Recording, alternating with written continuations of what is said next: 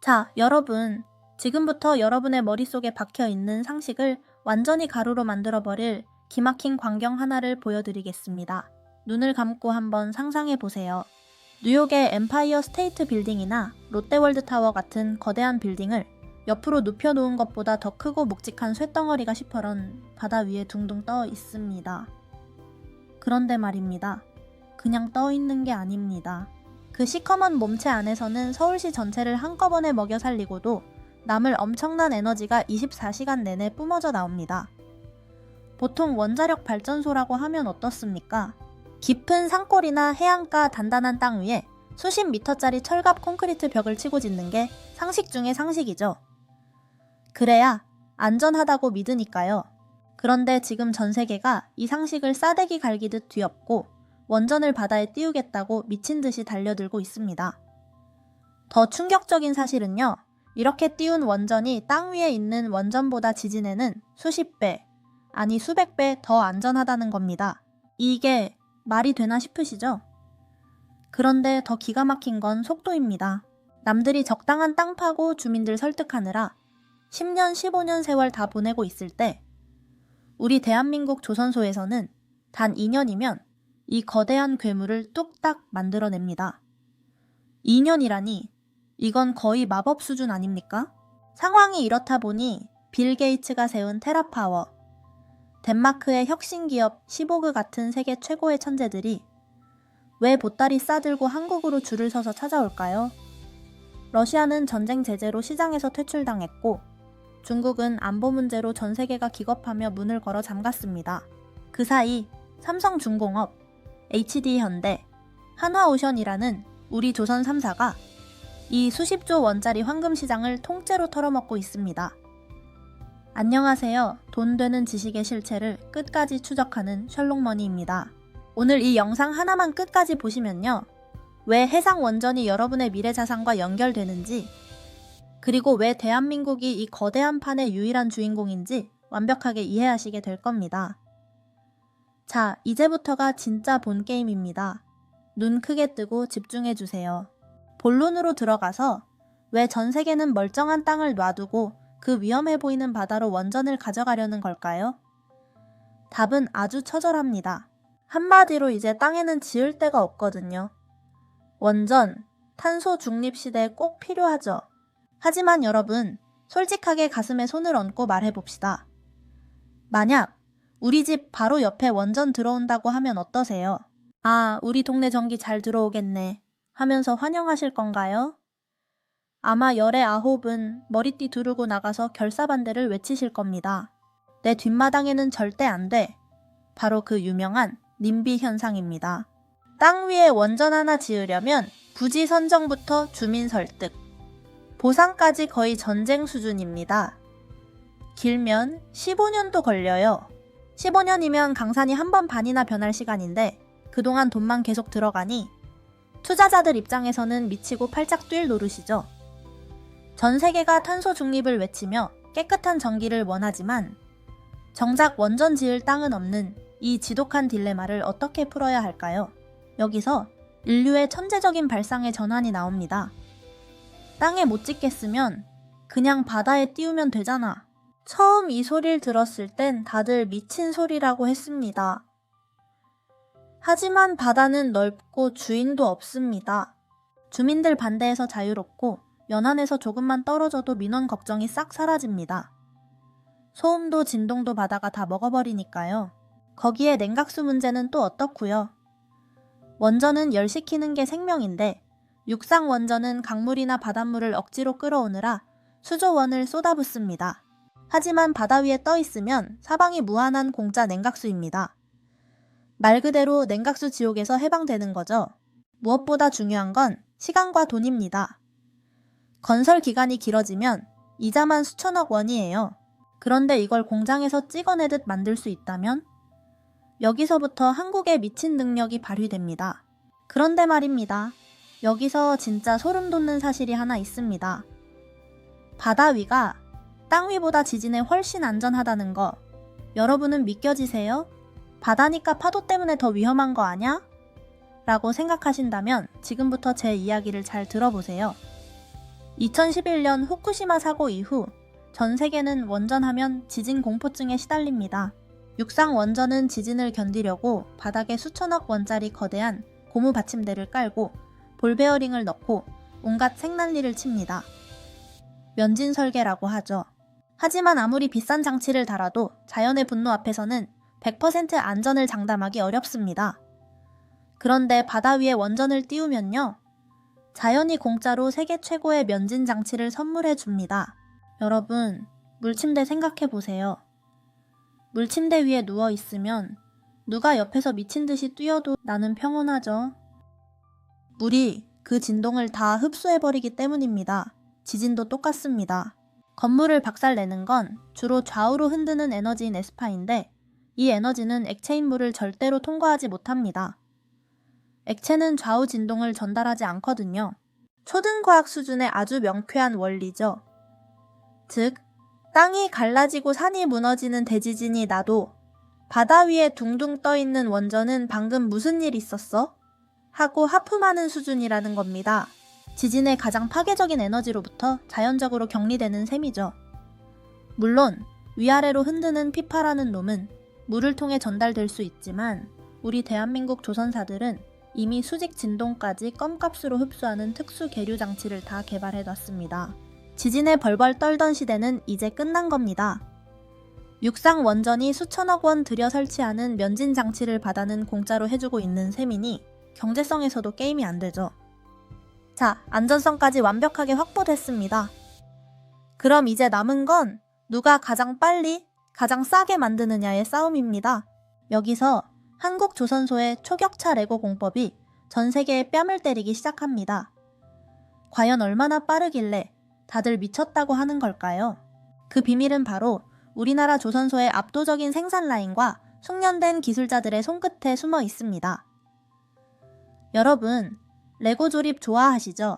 한국 조선소가 원전을 만드는 방식이 바로 이 레고, 즉 모듈러 공법입니다. 보통 육상 원전은 거친 야외 현장에서 밑바닥부터 하나씩 쌓아 올립니다. 비 오면 쉬어야 하고 바람 불면 크레인 못 쓰고 겨울엔 콘크리트 안 굳어서 또 멈춰야 합니다. 앞 단계 안 끝나면 다음 단계는 꿈도 못 꾸는 답답한 순차 방식이죠. 야외에서 짓다 보니 품질 관리도 어렵고 시간은 계속 늘어집니다. 하지만 우리 조선소는 어떻습니까? 거대한 실내 공장에서 원자로 모듈 따로, 터빈 따로, 선체 따로 동시에 만듭니다. 이걸 전문 용어로도 병렬 공정이라고 하는데 날씨 영향 따윈 개나 줘버리고 쾌적한 실내에서 24시간 풀가동해서 마지막에 도크에서 딱딱 조립하면 끝입니다. 야외에서 생고생하며 10년 걸릴 일을 실내에서 단 2년 만에 끝내버리는 겁니다.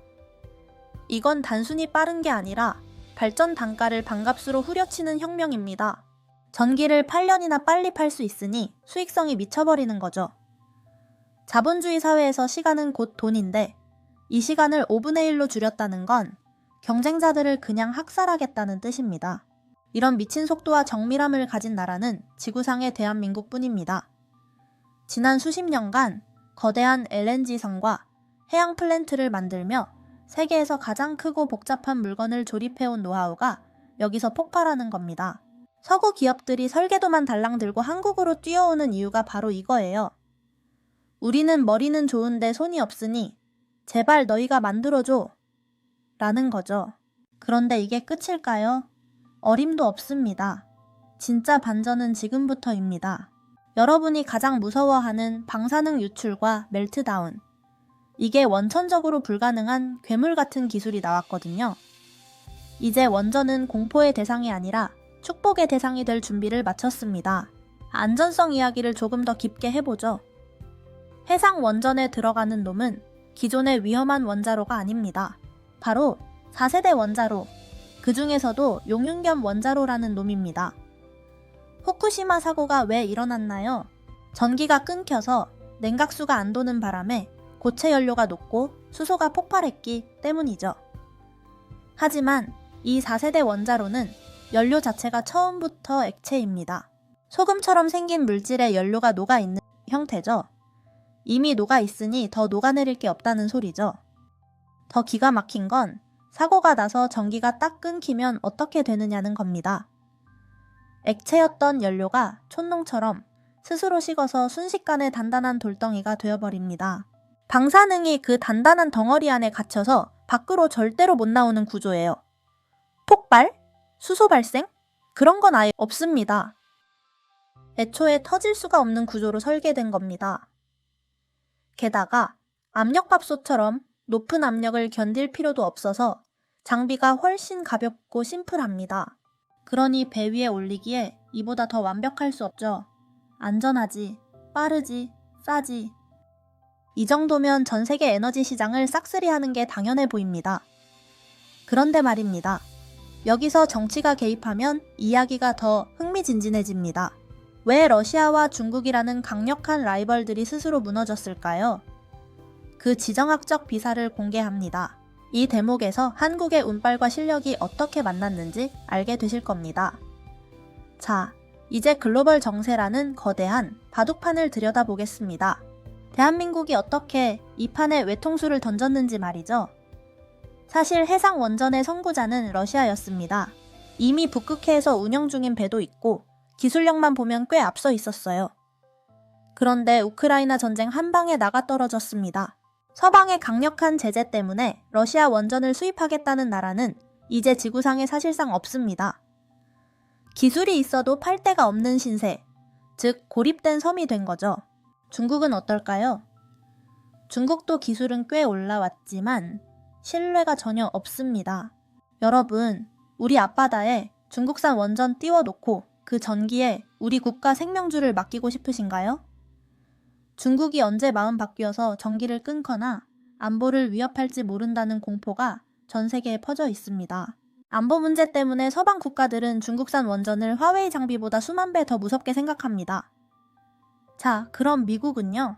미국은 설계는 천재인데 배를 만들 조선소가 이미 텅텅 비었습니다. 미국 조선업은 이미 30년 전에 멸종 위기에 처했거든요. 설계도는 있는데 집 지을 목수가 없는 꼴입니다. 결국 선택지는 전 세계에 딱 하나뿐입니다. 기술력 좋고 속도 미쳤고 무엇보다 미국의 가장 강력한 동맹국이라 안심할 수 있는 나라. 네, 바로 대한민국입니다. 설계는 서구 기업이 하고 실제로 만드는 건 한국 조선소가 하는 이 환상의 듀엣이 글로벌 표준이 되어버린 겁니다. 이제 삼성중공업, HD현대, 하나오션, 이 3형제가 각자 어떤 필살기로 시장을 찢어놓고 있는지 그 구체적인 전략을 들여다봅시다. 이 세 회사의 싸움이 사실상 전 세계 1, 2, 3등 싸움이거든요. 남들이 따라올 엄두도 못 내게 만드는 한국 조선소들의 진짜 야심을 지금 공개합니다. 먼저 삼성중공업의 전략은 한마디로 에너지 배달입니다. 이들은 단순히 전기를 파는 게 아니라 원전에서 나온 전기로 수소를 만들고 이걸 암모니아로 바꿔서 배에 실어 전 세계에 파는 겁니다.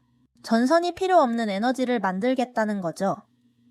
송전망이 없는 개발도상국이나 오지에도 배만 보내면 전기가 공급되는 겁니다. 마치 우리가 배달 음식을 시켜 먹듯 에너지를 쇼핑하는 시대를 열겠다는 겁니다. 반면 HD현대는 원자력 배에 완전히 꽂혔습니다. 연료 한 번 넣으면 수십 년간 기름값 걱정 없이 탄소 배출 제로로 전 세계를 누비는 초대형 컨테이너선을 만들겠다는 야심입니다. 전 세계 화학 물류의 심장을 한국의 원자력 기술로 바꾸겠다는 거죠. 이건 물류혁명 그 자체입니다. 마지막으로 하나오션은 미국 군수시장의 심장부로 돌진합니다. 미국 조선소를 인수해서 미 해군의 함정 정비 사업부터 시작해 장기적으로는 핵 잠수함이나 군함을 직접 건조하겠다는 전략입니다. 이건 단순히 돈을 버는 수준이 아니라 한미 안보 동맹의 핵심 파트너로 올라서는 겁니다.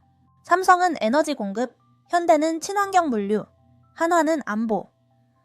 각자 가는 길은 다르지만 결국 전 세계 바다의 에너지는 메이드 인 코리아로 통일되고 있습니다. 이 정도면 대한민국 조선업의 제2의 전성기, 아니 역대급 르네상스라고 해도 과언이 아니죠. 우리 기업들이 전 세계 바다를 호령하며 에너지 패권을 쥐는 모습, 정말 가슴이 웅장해지지 않습니까? 하지만 과연 리스크는 없을까요? 마지막으로 우리가 주의 깊게 살펴봐야 할 점들을 정리해 보겠습니다. 여러분, 오늘 저 셜록머니와 함께한 이 긴 여정 어떠셨나요? 1970년대 아무것도 없던 시절에 맨손으로 조선업에 뛰어들어 세계를 제패했던 대한민국이 이제는 단순한 제조를 넘어 전 세계 에너지 패권을 쥐락펴락하는 단계에 이르렀습니다. 배만 잘 만드는 줄 알았는데 이제는 움직이는 원자력 발전소로 지구의 온도를 낮추고 에너지를 배달하는 주인공이 된 겁니다. 이건 단순히 기업들의 성공이 아닙니다. 우리 수출의 생명줄이 더 단단해지고 수십만 개의 일자리가 미래를 약속받는 거대한 경제적 전환점입니다. 물론 국제 규제나 정치적 조율 같은 넘어야 할 산은 많습니다. 국제 원자력 기구의 새로운 가이드라인도 필요하고 한미 원자력 협정 같은 민감한 문제도 슬기롭게 풀어야 하죠. 하지만 분명한 건 지금 이 거대한 판에서 대한민국을 대체할 수 있는 나라는 단 한 곳도 없다는 사실입니다. 2030년 우리 기술로 만든 해상 원전이 전 세계 바다 곳곳을 밝히고 거기서 생산된 청정 에너지가 인류의 미래를 구원하는 그날, 우리는 지금 이 영상을 떠올리게 될 겁니다. 과거의 석유 왕국들이 누렸던 그 어마어마한 부와 영광을 이제 기술 왕국 대한민국이 가져올 차례입니다. 여러분은 이 해상 원전의 미래를 어떻게 보시나요? 정말 한국이 에너지를 지배하는 시대가 올까요? 여러분의 날카로운 생각을 댓글로 자유롭게 남겨주세요. 셜록머니는 여러분의 의견 하나하나를 소중히 읽고 있습니다. 오늘 제가 준비한 수사 리포트는 여기까지입니다. 내용이 조금이라도 유익하셨다면 구독과 좋아요, 알림 설정 꾹 눌러주시고요. 저는 다음에도 돈이 되고 지식이 되는 짜릿한 이야기로 다시 돌아오겠습니다. 긴 시간 끝까지 시청해주셔서 진심으로 감사합니다. 여러분의 응원이 저에게는 가장 큰 힘이 됩니다. 다음에 또 만나요.